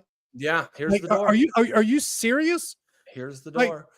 Well, and that video that you played, and there's a million of them out there on YouTube if you want to find them, just a regular Muslim on the street saying, we're taking over. We're here. Soon our numbers will be big enough that you can't stop us, and we're going to impose Sharia law. They're telling it to us. And it's anywhere between 10 to 30%, depending on the estimates. That's what it takes for them to really start gaining control. And they're getting close to that, certainly in some European countries. I was looking at a video this morning. It was sent to me by a guy I know, where there's a guy that's running for city council in Michigan. He's been caught stuffing the boxes. Did you see that? And then you start looking at all the guys that were caught doing that. It's like 3 Muslims in the same areas. They're all doing the same thing. And I'm like, okay, hold on here. I'm not trying to say that because they're Muslims, they're doing that. But they're clearly doing it, and they happen to be Muslim, and it fits into the narrative, right? If it was a bunch of white guys, we'd all be saying that it was a bunch of white guys. If it was a bunch of black guys, we'd all be saying that it's a bunch of black guys. But that one, we're not supposed to like. Can't say it. Can't say it. No. It's like the video. You saw that video I think it was last year, where there's a place in Michigan. I can't remember what the town is, but they elected a mostly Muslim city council, and the first thing they did is Dearborn, Michigan or something. The first thing they did is ban LGBTQ. Ooh, it's gonna hurt. Congratulations, you played yourself. Yep. But that's hilarious, man. Yeah, it's kind of funny. They're all too busy getting elected into positions of power in the West. Look, have you seen that thing about UK mayors, British mayors? Oh yeah, that's obviously insane. London, but literally, like, of the top 10 biggest British cities, something like 7 or 8 of them are like overtly Muslim. Not even like third generation, they're British, but they're actually like wearing Muslim garb and like Afghanistan dress. And it's like we have to open our eyes, wake up. And when I was talking about that conspiracy theory, where like it's funny how there haven't been any Islamic attacks, major Islamic terrorist attacks. It's not like every single Muslim in the West is all part of this giant conspiracy. It's most of those attacks were coordinated, though. Like they were centralized by some larger power, whether it's the Muslim Brotherhood or Al Qaeda or ISIS or what have you. And so all it takes is a couple of these organizations who are doing the attacks to tell their guys, no. Let's not do that, because we're going to get as many numbers as we can in the West first. And if we're doing these attacks, they're going to close the borders to us. So let's chill on that. It wouldn't even surprise me if the people who are come over here and being political are maybe the ones who would have been doing terrorist attacks. If 10 years ago, 15 years ago. Yeah, there's that list I was talking about. Just look at the list, right? You're looking at Mayor London, Mayor Birmingham, Mayor Leeds, Blackburn, Sheffield, Oxford, Luton, Autumn, Rockdale. The list goes on and on and on and on and on. Don't tell me that this is not going to have an impact. Did you see the list? It was making the rounds yesterday on X of all the European cities that have the percentage of Muslims in the schools. Oh yeah, the UK was 50, insane. Yeah, they were all like 40 to 50. Brussels was high at 55%. 55% of all school children in Brussels are Muslim. Like, it's not Islamophobic to say that that's not right. That shouldn't be. Like, we are allowed to defend our society and our culture too, right? It's like everyone else has the right to their culture, and they're free to celebrate it and defend it and protect it. But we're racist if we do the same. That's bullshit. If you have 55% of the school children in a major European city are Islamic, something's gone horribly, horribly wrong. And honestly, it's probably too late. The only hope we can hope for in Canada is that the negative effects become so obvious by the time that we have time to change our policies. I wanted to take this before we go to the next one, but seeing what's happening with Chris Dacey, because I wanted to show one of his videos that, because we both follow each other. Yep. We've spoken a couple of times through just messages like text and stuff. Mm-hmm. But I wanted to show. So I'm not sure, Prairie, can you tell me what's happening? Is it about the video he posted yesterday? Because I want to take the time to actually show it. But I was just looking on his X, and man, that's kind of cool. I just saw that we should. I'm going to try to do the same eventually. I have to sit down and find the time to do that. But he was just accredited by the Independent Press Gallery of Canada. So basically, nice. Who is this guy? That's cool. I'm not familiar with him. Chris Dacey. Yeah. Do you not remember the guy that covers all those Free Palestine protests in Ottawa? That's been smacked by guys. That's been followed by police. That's been arrested. Yeah. That's been pushed. That's Chris Dacey. Oh, okay. Well, that's cool that he got accredited. Yeah. I want it. I want to pass like that too. That'd be sweet. DNL, we'll take this and then we'll move on. So my question is, why is this happening? Why are so many Americans Muslim? Come on, man. Yeah, I mean, we kind of what we were just talking about. This is the plan. There's like there's a million videos out there of Muslims who are telling us this is the plan. We are going to take over. If you look at polling in London, something like 45% or up to 50% believe that homosexuality should be or homosexual marriage should be illegal again. You're telling me London, a major metropolitan city, global city, all of a sudden became massively homophobic in because 10 or 15 years ago, that question would have gotten maybe 10% overnight? No, it's because they are importing massive amounts of people who do not share our values, who want to change by force. Well, they'll do it the legal way, I guess, through the political system, by becoming mayors, by getting elected into positions of power. But they are not assimilating. They are bringing their culture and their values, and they believe their culture and their values are fundamentally better than ours. And they probably think they're doing us a favor by imposing Sharia law. But this is what they actually believe. Go look at the polling on how many Western Muslim immigrants want Sharia law in their host country. It's really high. It's like 60 or 70%. These are, the political left needs to pull its head out of its ass and understand there's a collision course by these two pet projects. One, on the one hand, illegal Muslim immigrants. They love them, can't get enough of them. On the other, of course, the LGBTQ fucking alphabet, whatever. They're on a collision course. You can support women's rights and gay rights, homosexual rights, LGBT rights, or you can support mass migration from Islamic countries. But you can't have both, because once you have one, it will fundamentally override the other. And we need to be honest about what's going on. We need to be able to have an honest conversation about this. So let's change the subject. I think we've gone down that rabbit hole long enough. Prairie was asking me, I'll email you the link with what's going on with Dacey, because I believe that Blender News, I said Blender Report, but it's Blender News, did Blender Media did a video about it yesterday. Yep. I'm just going to go check it out right now. I'm just checking it out. Let's see what I find here. I just got your video. Chaotic takeover of Canada Street. What? Oh, yeah, but yeah, sorry. It's 20 minutes long, Prairie. I am not capable of watching this, but this looks like it's about the video from yesterday.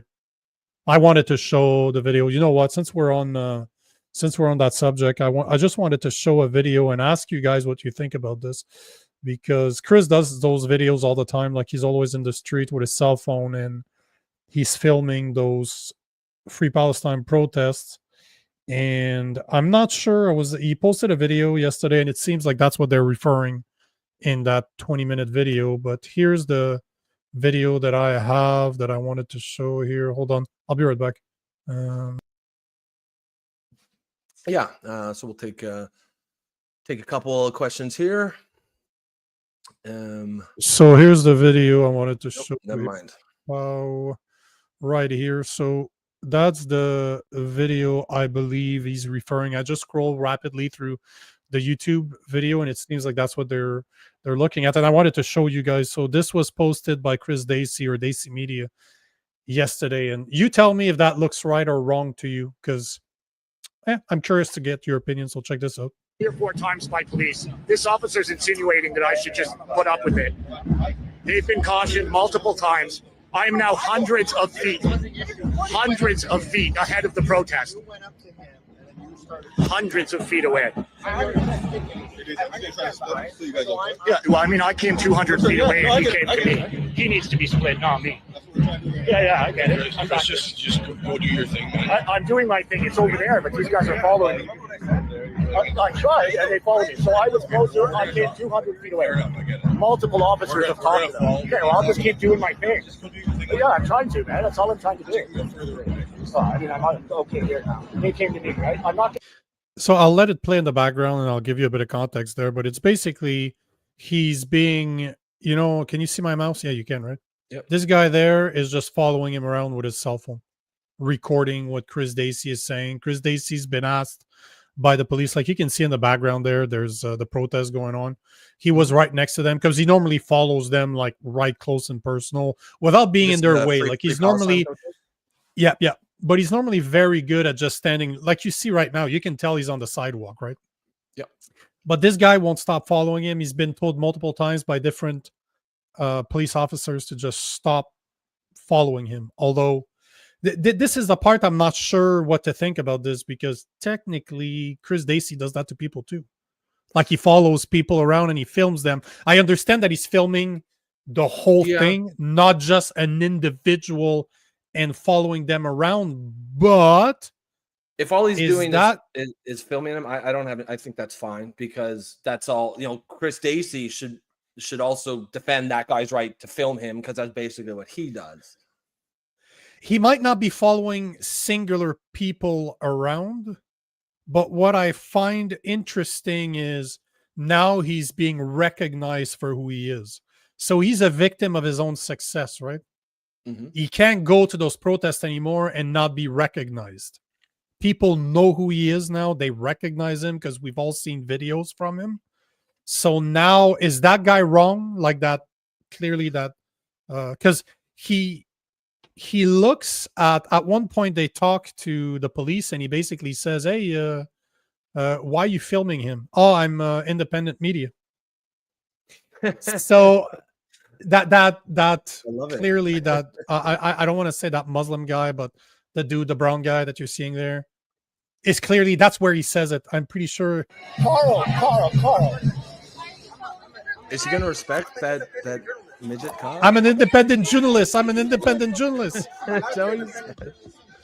really funny. So, but the thing is that if you become so popular that people recognize you and they start filming you and following you around like they do with Hollywood celebrities, for example, they're paparazzi, it's not illegal.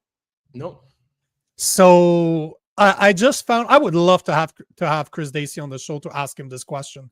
So you've been doing this to people for a long time. Like, again, I'm not saying that he's Chris following Dacey people saying that this was a problem, what this guy's doing. Yes, I mean, it's yes, obnoxious, but I don't think Yes. I'm sure other Yes. people. I'm sure the people at Chris Dacey films think he's being obnoxious too. I don't really have an issue with the filmer being filmed, as long as, as Bumpy says here, have they threatened or touched him? Seems they'd be in the right to record I don't him believe so. or Not from what I could see from the public video. space. Yeah, I think honestly, it's in Dacey's interest to that guy be allowed to film him, because if he's able to shut down that guy from doing that, then they'll be able to shut him down from doing what he does. Because that's the thing, right? If nobody knew who you were, it wouldn't be a problem. Mm-hmm. Yeah, But now you're a victim of your own success. Yeah. So this kind of a vicious circle there, because you film people, but you don't like being filmed, and I get it. I understand. I wouldn't like having people following me with a camera in my face. I'd be pretty fucking annoyed by it. But that's what he does. that's his meat. That's his oh man, I would love to have that conversation. People are saying that Jeff saw. I'll talk to Jeff Evely. Are they buddies? I've been able to talk to him a couple of times, but he doesn't respond to most of his texts. Like Chris, Davey, and I, we follow each other. I guess we respect what we both do as people, but I don't know him. Like, I've never even had him on the phone. Like, we've did a few messages through X, but that's the end of it, right? Yeah. Well, as Robin says, if he is doxing him, that isn't right. Well, yeah, but I mean, like, if he's recording him and saying this guy lives at 123 Evergreen Terrace, or here's his phone number, which is what doxing is, then yes, that wouldn't be right. And I believe there's probably some laws of protecting stuff, but just the filming as just if all he's doing is filming, I really don't think that that's an issue. And you got to call balls and strikes, honestly. Even you can't just say, oh, I don't like what that guy's political beliefs are, so he can't do this thing, because that's not how it works. As Sylvie said, that's the interesting part, right? That's what Dacey does every single day. Yeah, you can't. Honestly, it would be bad for Dacey if he was able to get that guy stopped, because that means you can't do. You now they have a precedent. Yeah, exactly. To go after you. Do the same thing for you. Yeah. So maybe, yes, it's annoying, but at the same time, man, it'd be interesting to have him on the show though, to see how he sees the difference there. Because I don't honestly. I contacted Jeff Evely already. So Jason. Jason probably knows him. Jason knows everybody. It seems everybody. Like. Yep. So let's change the subject. But hey, I'm happy that we got to speak about that, because I just found it to be interesting. Now, considering that today is Pierre Poilievre's by-election in Battle River, just to remind you guys that Jason Levine and I are going to be covering the counting, the result of the by-election starting at 10 p.m. Eastern time tonight, 8 Mountain time. I was corrected by Jason. He's like, shouldn't it say 8 Mountain time on your thumbnail for the show, considering that it's in Alberta? I'm like, oh shit, sorry, bro. Sorry, I hurt your feelings. Yeah, Jason. sorry to trigger you. we'll make this a safe space. Yeah, sorry. But yeah, I'm going to be running a live with him tonight. Hopefully David Krayden joins us. Maybe you join us too. But I'll probably jump on for a bit. I mean, it's 11 o'clock my time, but I don't sleep much anyways. Oh, Bumpy, you got to stop. A guy from Quebec and a guy from Ontario covering the election of Alberta. Man, you should be happy that guys like me are covering this, because mainstream media is not going to cover it properly. So you should be happy that we speak about the sovereignty movement all the time, because it is a big deal in Canada. So that's why I want to cover it. And I also am not a fan of Pierre Poilievre, so I want to cover it. And those shows are always fun. They're kind of more relaxed and yeah, they're a good time. Yep, 100%. Before we move on quickly, Tammy said, I think Chris's issue is the cops are telling him to move away and not the other guy following him. And that's fair. If that's what it is, fair point. 100%. If that's what it is, it's a problem. But at the same time, what Chris Dacey is living now, it's a result of his fame. You got to live by the sword, die by the sword. But it's his fault. You've been so successful at doing it that people know who you are now. So you can't just show up and not be recognized. Which that shows that you're good at what you do, bro. Like, if people recognize you, that means you're having an impact, and people know you because you're doing a good job. So no matter if they agree with you or not, they know who you are.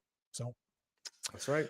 So the point I wanted to talk about the by-election today is not just because we're going to cover it tonight, but there's a couple of things that Pierre Poilievre said over the weekend that I thought was worth addressing. So first, Pierre Poilievre said over the weekend that he wants the Liberal government to cancel the 1.1 billion federally financed contract with Chinese shipyards in response to Beijing's tariffs on 40,000 canola farmers. Why would you? I mean, yeah, that's a good point. Why? Like, it was stupid. It was okay. We'll go. Let him talk first, and then I've got a rant here brewing.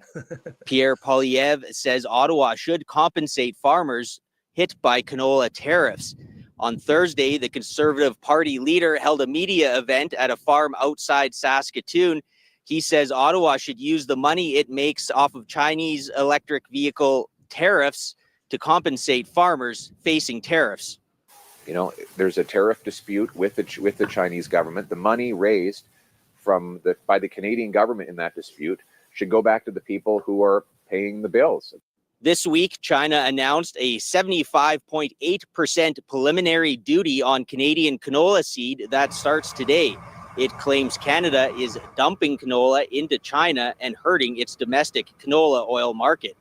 The new tariff follows the 100% tariff China levied on Canadian canola oil and meal in March. China's moves are in response to Canada's 100% tariff on Chinese electric vehicles. The ag industry says this effectively shuts Canadian canola out of the Chinese market. Poilievre says the new canola seed tariff is an unjustified attack on farmers, and Prime Minister Mark Carney is failing them. I think that what Beijing's latest attack on our economy shows is that countries smell weakness. Mark Carney has been failing. Yeah. He's failed. Right about backed that. Down. He's made concession after concession vis-a-vis the Americans. He broke his promise to have a deal on July 21st. Poilievre wants Canada to retaliate. He repeated his demand for Ottawa to cancel its loan to BC Ferries for a shipbuilding contract connected to China. China has a September deadline to decide if it will end or. So that's the first video. There's another one I want to show afterwards, but for once, there's two things I'm going to say about this. One, I actually agree with Pierre Poilievre on that one. And two, I'm like, who the fuck uses canola oil anymore? Do you guys not know how fucking poisonous it is for you to eat that shit? That's what all I can think is canola oil. Well, I don't consume that shit. That's terrible. It's like vegetable oil. Don't put that shit in your body. Sorry, farmers, but goddamn. And this is, that's bad then, because I'm probably going to get a whole lot more of it in Canada. Because I just Googled how much do we actually send to China, and we send insane, 6 million tons. Effectively 2/3 of all Canadian canola oil seeds goes to China. So for him to say this, how much? Sorry, 2/3 of all of the canola. So 66% goes to China. 66%. The overall number is 6 million tons. 6 million tons. So it is a buttload of canola that goes to China, and at 75% tariffs, you have to assume essentially the market, they just won't buy it. They won't. So it's I'm sure it's going to get flooded back into the Canadian market, because it's a crop, it grows. It's not something you can just shut off right away. So we're going to have over the course of a couple of years, eventually they can get away from canola and move to a different crop. But for the short term, we are going to have a massive overstock of canola. So if you are of the belief that it's bad for us, and I no reason not to accept that argument. That's bad, because we're going to get a whole lot of it dumped on in our markets. Now, what he's talking about with the ferries, that's a no-brainer, man. Like, that was a dumb deal in the first place. But in the face of these tariffs, to continue to move forward with that deal, that's insane. Like, have some self-respect, man, like some dignity. You can't just get pushed around. Like, I wasn't a big fan of retaliatory actions against the United States because they're a partner of ours, and we can, it's better to the carrots versus the stick with the United States. But with China, screw those guys. Like, I'm all for like retaliatory measures. Certainly, at least remove the gifts that you're giving them, like that $1 billion ferry deal. Yep, you 100%. Buy Canadian steel. This is funny because Sylvie's saying I couldn't care less about what PP says. He was on the board with dollar for dollar tariffs with the US on day one. And that's true. That's actually accurate. So it's pretty ironic that he's now saying that, oh, no, it's not fair that they have tariffs on us. Yeah, but technically they have tariffs on our canola in response to the 100% tariff that we have on our on their EV cars. Because I don't know if you saw some of the cars that are coming out of China that are EVs. And they're cheap. They would decimate our EV market. Like, we could not compete with them. So maybe it's a good idea not to have an EV mandate for, in 2035, because all you're doing is mandating that 100% of Canadian cars are made in China. 100%. It's basically. So stupid. Everything he's doing is wrong. It's not wrong. He knows exactly what he's doing. He has the purpose of destroying the rest of our economies. I said this so many times, but he is here to finish what Trudeau started, plain and simple. Robin is saying that it's a great engine oil. Unfortunately, the vast majority of canola oil is used for cooking, baking, and food processing, because it's everywhere. If you look at your ingredients, it's a very cheap kind of oil. If you consider olive oil, or even, which I like, avocado oil, it's extremely cheap to produce compared to other better source of oil. But at the same time, sure, it's a great engine oil. Awesome. If that's the case, let's use it for that. I don't see a problem with that. But yeah, the vast majority is not used for that, unfortunately. No. Now, here's I wanted to show another video since it's Pierre Poilievre's election day, so we'll give him a bit of time, a bit of audience. Yeah, he's going to defeat the big butch tonight. That's funny. I don't know if you saw that. There was a comment. Bumpy said the most interesting about this by-election is the media. That Big Dyke Critchley, Big Dyke Critchley, has been able to get insanely manufactured. And it is true. She's gotten so much attention. And I'm like, why? So being ex-military just matters when you have nothing else. Is that it? Like, yeah, exactly. If a right-wing guy is veteran, he's like, oh, so he believes in killing children. That's exactly. But if it's pushed by a big dyke, if it's a BDC, hey, she loved her country so much that she fought for her country. But if we're talking about a rightist, that guy's a baby killer. Baby killer. That's exactly how it is.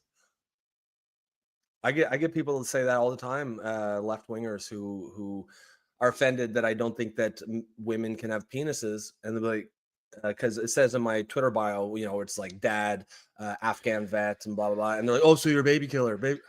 Idiots. Yes, but I bet they're not. They're not. I guarantee they're not saying that about BDC there. No, BDC is just fine. Fine. Yeah. So, of course she is. She ate a few patriots too. Shit, did I say that out loud? Here is Pierre Poilievre. He had something to say about arsonists. So obviously he's talking about the wildfires that are going on all over Canada. And here is Pierre Poilievre talking about it. News out of Newfoundland and Labrador. A 20-year-old has been charged with 3 counts of lighting fires around midnight. Those charges are now pending a bail hearing, but the individual is accused of lighting 3 fires. There's a 4th fire in St. John's as well, for which no one has yet been charged or arrested. But all of this raises the question. The fires are raging across our country, and it takes a special kind of dirtbag to light those fires. And while we don't know if this accused is actually guilty, what we do know that is if he is, right now he'd get a slap on the wrist. The liberal justice system does not have mandatory prison sentences for these types of offenses. We've seen 100 churches burned across Canada in a spate of hate-filled terrorist attacks targeting Christians, for which there have been little to no consequences or even condemnation from our government. And that's Have you ever heard Pierre Poilievre say the word Christians in one of his speech? I don't remember hearing that speech before. No, I don't think that's the thing. But this is like, what a wild case this just shows how insane the justice system is right now. So Newfoundland, they jumped on board the bandwagon with no go. Actually, they were a little more reasonable. No, but you know what? They're okay. In my opinion, they put fire bans, not reasonable. And I'm 100%. okay. I'm okay with them to say we're gonna chop your right arm if you're caught setting up fire. Obviously, I'm exaggerating, but those massive fines, I don't see a problem with I don't them. have a problem with it as long as it's a behavior that you can easily avoid, like lighting a campfire. It's easy to avoid lighting a campfire, and that's reasonable. But massive difference between you can't go into the woods and if you're huge. caught starting a fire, here are heavy consequences to your actions. Then that you can easily, like you said, avoid making a fire. Versus like, well, where does the wood start? Right. That's just so vague. Yes. But on that we agree that Newfoundland is definitely not nearly as absurd as authoritarian state Nova Scotia. No. But it's still ridiculous because in this case, they're putting you $150,000 fine, up to 6 months in jail for a campfire ban. But this guy is actually lighting real fires designed to become forest fires, and that doesn't fall under the campfire ban. So he'll probably get probation and a slap on the wrist. So if he Just like the guy in Saskatchewan, if he made a campfire with no intention to cause an actual fire, he will get a $150,000 fine and 6 months in jail. But when he tries to actually cause a wildfire, that falls under just regular arson rules, and he'll get a slap on the wrist and probation. It's so insane, man. It's wild. But you're right. They're not as bad as Nova Scotia's rules. that's all I had for Pierre Poilievre.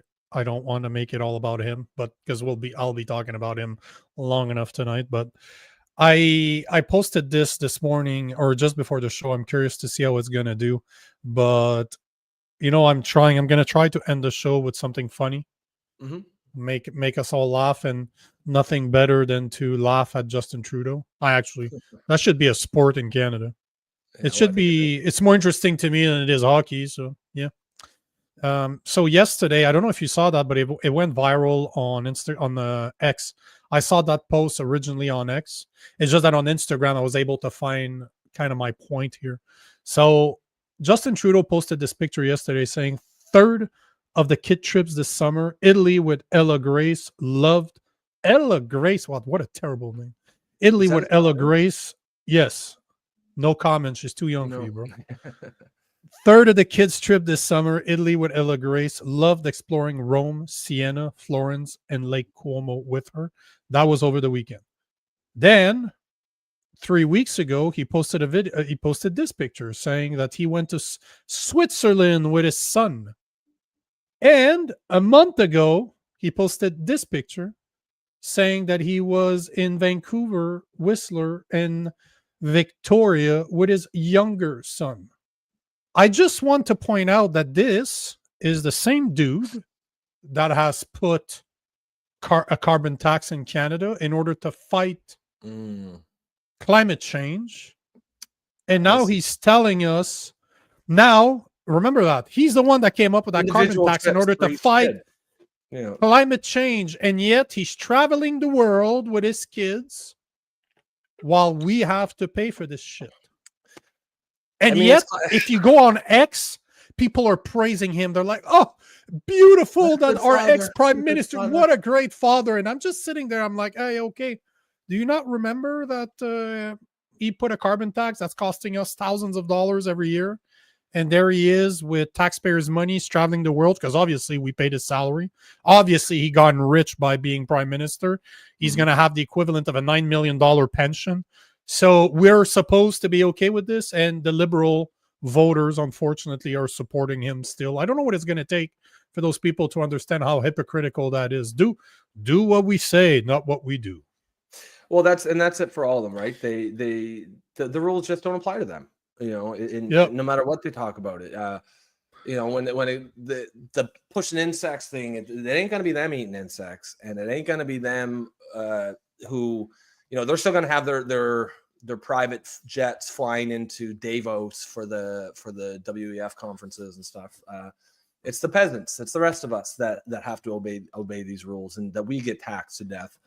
It's just a classic, more of the same. It's just the elites making rules for us, and that do not apply to them. On that note, we will. All I was going to say, I'm going to add one single thing. Do you remember what Carney said earlier, that the flight attendant on Air Canada do a phenomenal job? And all I could, when he's saying, I'm like, come on, know? What? You know? You have a private plane. You're not riding Air Canada. You haven't rode Air Canada flights ever.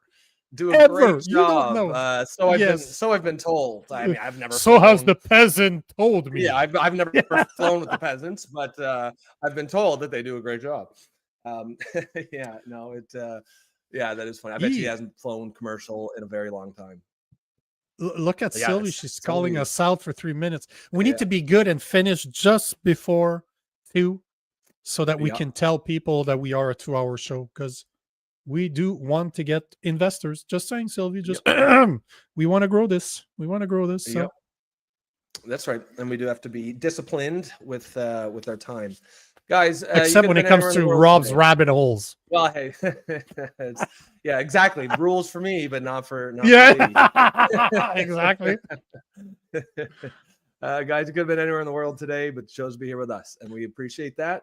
And we will never take that for granted. If you're a new viewer and you like what you see, if you think that what Nick and I are doing is important, that there's a space for this kind of independent journalism, and just getting together and discussing the topics of the day without the narratives, just from a concepts perspective, then you can consider supporting us through YouTube, become a member. That's the best way you can do it. Please definitely remember to smash the like button. That will not take won't take anything from you except 2 seconds of your time. And if the best way you can support us is to become a member. For the low price of $2.99 per month, you will support the show, help build the community, and support your local independent journalists.